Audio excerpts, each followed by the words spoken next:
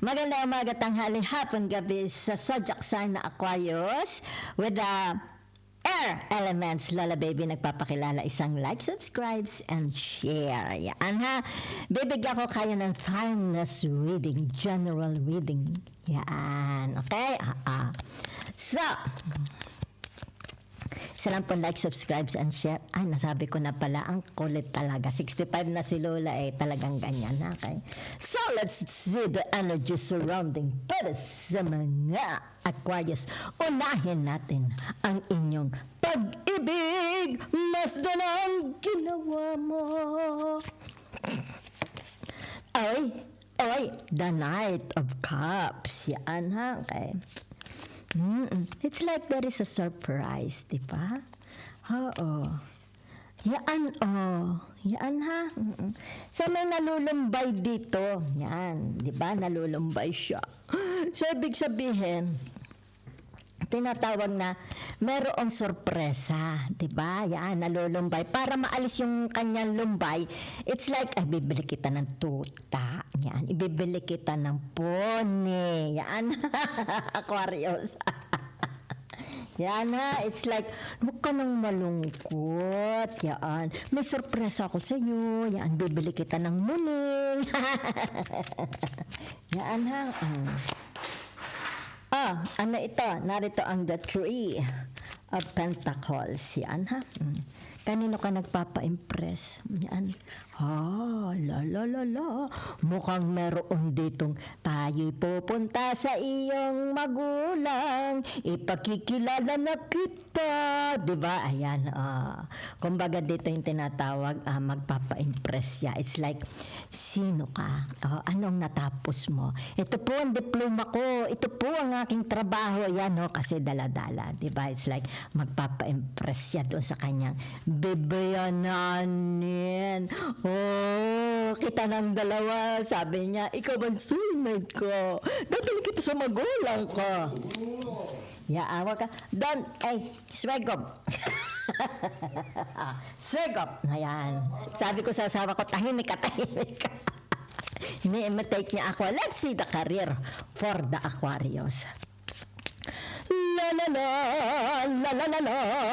Ay! Ibig sabihin nito, you're on the crossroad, di ba? Sana ko papunta, biglang napahinto. Yan, napahinto ang Aquarius. Dine, di ba? It's like changing your path, your direction. It has something to do about your career, di ba? Yan. So, meron dito, it's like may palasyo doon. Meron naman dito, it's like woods, di ba?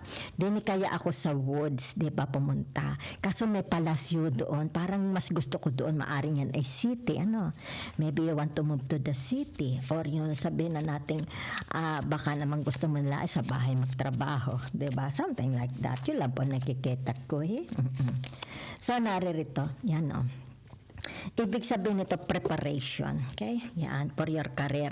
Alapat, nagluloko ang aking audio. Ay, nasaan nag-aking audio? Yan ha. So, ibig sabihin nito, yung tinatawag, take note. Yan, maaring tinatake note, sinusulat nyo na, okay? Kung ano itong, halimbawa, sabihin na natin meron kayong interview, di ba? Yan. So, maaring dito may mga pinaghahandaan na kayo. It's about choosing the path where you want to go.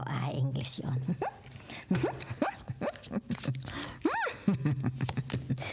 Career. May mga IT dito magagaling sa computer, diba? Maring sabihin natin, kinakareer mo ang pagiging gamers, diba? Yan, baka manlalaro ka lang, diba? So, puro naman, maaring you're an architect, diba? You're a 3D, yung tinatawag ay sa mga, sabihin natin, software, diba? Yan, it's like ina-enjoy. Mas gusto niya, diba? So, let's see your money. Maganda ang energy ng inyong career. Okay? Dito lang meron dito. It's like you're on the crossroads. Okay? Maybe you are not satisfied with your current career, di ba? Kaya dito, ibig sabihin nito, maybe may mga pinaghahandaan kayo, di ba? Yan. Para pagka kayo in-interview, hindi naman kayo nganga-ngapa, ano ang sagot. Money and finance, yan ha. Okay. So, meron dito. Yan. Ibig sabihin nito, yung tinatawag ay addiction ito. Okay, yan. So, for some of you here, maybe sabihin na natin pupunta kayo sa isang healer, di ba? Psychologist, psychiatrist, o kaya yung tinatawag, ililinisin ko ang iyong pag-iisip, di ba? Kasi meron dito, it's like a trauma, di ba? Yan. Whatever is this. Nakikita dito yung tinatawag na, kita mo yung tasa, yung baso nasa gitna. It's more about outside, di ba? Yan, baka ito yung naglalasing, baka may addiction, di ba? So, ibig sabihin nito yung tinatawag na baka sila is ano tawag dito? Psychologist, psychiatrist, di ba? Kasi may addiction. Nasa labas ang baso. Yan, ha? Yan. Whatever is this? Malungkot ang bahay, di ba? Yan. So, meron ditong tinatawag na the two of wands. Yan, ha? Okay. Yan. Money and finance tayo, ha? So, narito ang the two of cups. It's like tinatawag ay eye to eye tayo. Yan, ha? Merong, it's like pag-uusapan.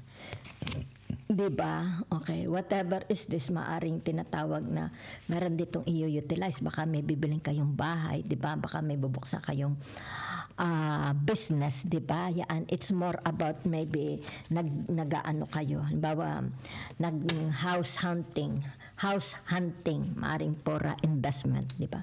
Gusto mo mag-invest. Yan, ha? It's about investing. Yan, for some of you here. Yan, ha? Investing properties. Lupa, bahay, sasakyan, whatever. Let's see the others. Ano ang sabi nila sa iyo, okay? Chichikahan natin kayo. Meron ba chismis? Diba? Kanino galing? Sino mga ito? Yan. What's the tea for you? Ay. Maganda ang kwentuhan. Maganda ang feedback. Maganda ang kanilang tinatawag pag-uusap about you, di ba? Yan. So maaring ito yung tinatawag meron kayong matatanggap na balita, okay? Maybe from your parents, maybe from your loved ones, relatives, di ba? Maari sa mga partners ninyo, yung tinatawag love relationship, di ba? Yan. May magandang balitang darating. It's like a blessings coming your way. Napakaganda, okay? Pag-ingatan ng inyong puso. Yan, ha? For some of you, may mga nakakahalata na sa inyo. Okay? It's like tinatawag, baka may mga changes sa body ninyo. So, it needs tinatawag, maaring kailangan pumunta kayo sa doktor. Okay? Yan. O maaring sabihin na natin, kailangan mo ng bagong tinatawag na equipment for sabihin na natin sa exercise, di ba? Sa halimbawa bodybuilding, muscles building, di ba? So, for some of you here, alagaan nyo daw ang puso nyo. Okay? Baka kayo is nag-o-obese. Yan, ha? But it's a very good advice. Hindi naman sila sinisiraan ka. Okay? There is a good advice. Yan, ha? Yan. So, let's see. Okay? So, whatever is this, it's like tinatawag dito na what they see. Yan, ha? Yan. Nakikita dito their curiosity. Okay? They like what they see from you, di ba? Yan. They like what they see from you. Meron di kayong mga admirers dito. Yan, ha? So, yan, nakita ninyo. Meron kayong mga admirers. If you are already in a relationship, ibig sabihin nito, naiinggit sila sa inyo. Marami naiinggit sa inyong relationship, di ba? It's like napakaganda. Very blessed, di ba? So, let's see the message from the universe, okay? What's the universe have for you? Okay?